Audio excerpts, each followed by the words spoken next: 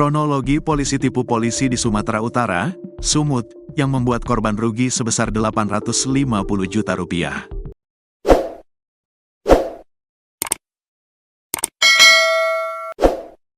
Kasus tersebut melibatkan korban bernama Bribka Syecalomo Sibuea, anggota Polres Tapanuli Utara, dan pelaku bernama Ibda Rahmatsyah Siregar dari Ditnarkoba Polda Sumut yang juga rekannya sendiri.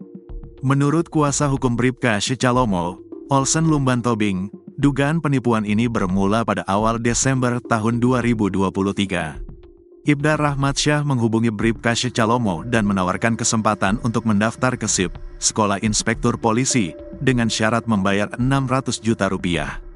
Kepercayaan Bribka Syecalomo terhadap Ibda Rahmatsyah, yang merupakan teman seangkatan, membuatnya yakin untuk mentransfer uang tersebut. Desember tahun 2023, si oknum polisi berpangkat Ibda menghubungi klien kami dan bilang dia bisa mengurus klien kami untuk lulus SIP dengan membayar 600 juta rupiah, ungkap Olsen, Kamis, tanggal 20 Februari tahun 2025.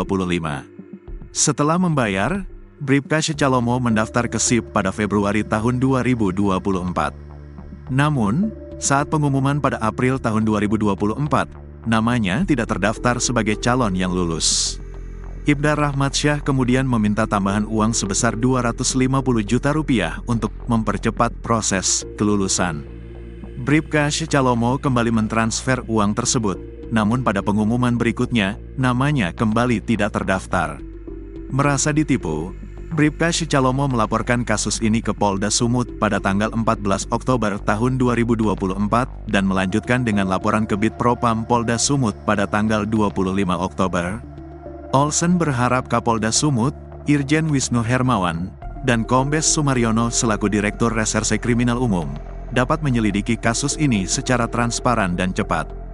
Jika tidak, kami akan menyurati Kapolri, Komisi 3 DPR RI, bahkan Presiden, tegas Olsen.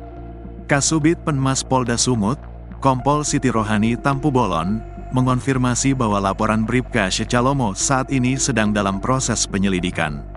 Laporannya masih proses penyelidikan, kata Kompol Siti. Total kerugian berapa bang totalnya? Kerugian klien kami akibat tipu gelap dugaan tipu gelap yang dilakukan oleh si oknum Ibda RS ini yang bekerja di Polda juga inisial S di unit narkoba, ya kan? Kerugian klien kami ada sekitar 850 juta rupiah.